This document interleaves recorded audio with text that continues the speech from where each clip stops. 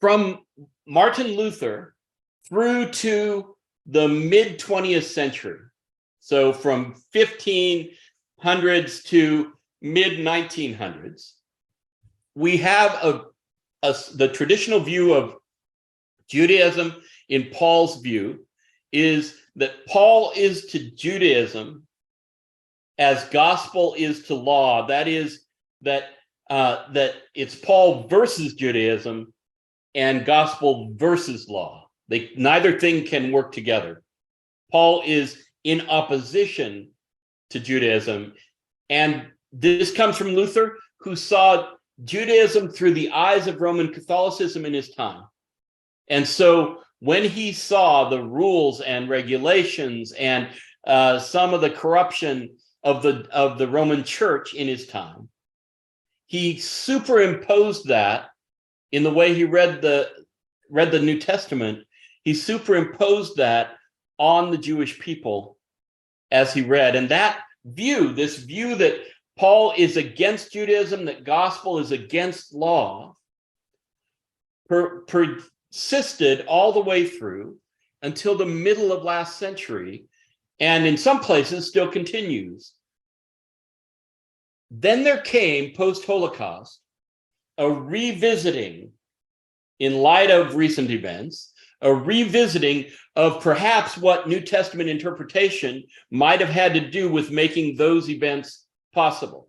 That is, a look at the history of anti-Semitism and how it was funded in some places and sometimes by a reading of Paul, which is, of course, ironic because Paul is a Jew and a lot of his buddies are Jews. They just happen to be Jewish Christians. So at the worst, you can credit Paul with anti-Judaism, but we're going to get to why that doesn't even compute. But he was a party to anti-Semitism because of the way people read him, and Luther onward that persisted. But the new view of Paul that came after the Holocaust, that was sparked by some folks who looked again at first century Judaism and rabbinic Judaism in antiquity altogether, and didn't see vast legalism, didn't see the spirit of the Pharisees as they're presented in the gospel, didn't see this sort of legalistic structure that Luther et al. had seen. Instead, he saw what he called covenantal nomism, that people in Judaism were in the covenant, right? That was the grace. They were the people of God through God's gift of the covenant. Their obligation or duty as covenant people was to obey Moses' law, but it wasn't a condition of their getting in. Sanders famously asked the question, what does Paul say, or what does when I look at Jewish documents, what do they tell me about what it meant to get in and stay in rabbinic Judaism at Jesus's time and Paul's time, right?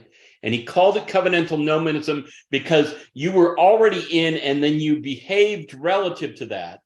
If you were a Jew, you might be an unfaithful Jew or a faithful Jew, but you were a part of the covenant by God's decree and gift, right? This made an impact. He was at Oxford for a while. He was at Duke later in his career, E.P. Sanders, and he made this big wave in New Testament studies that captured the English scholar James Dunn, the English scholar N.T. Wright, who's also a bishop in the Anglican Church, so has impact outside the academy, extensive impact.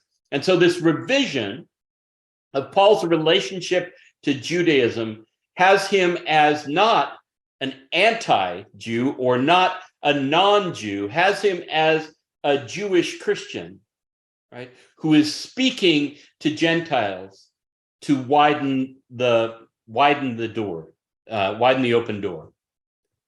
The third movement has come more recently.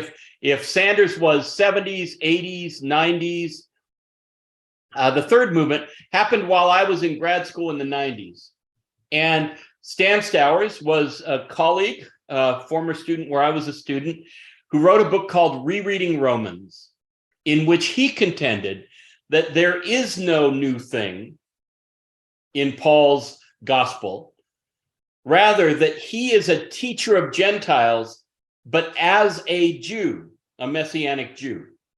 He would have seen himself as Jewish and would have taught Gentiles in order to widen the door. But he, Stowers and Caroline Hodge, and her full name is Johnson Hodge. I didn't think I was going to be able to get on the page. Caroline Johnson Hodge.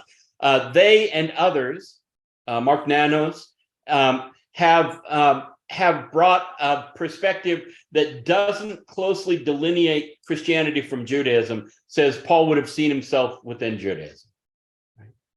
Those three are the primary sort of broad schools of thought about how Paul relates to Judaism.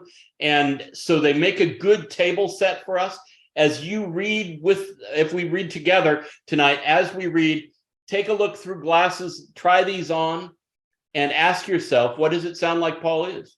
Does it sound like he's against Judaism? Does it sound like he's a Christian who's with Judaism? Or does it sound like he's just a Jew? Right?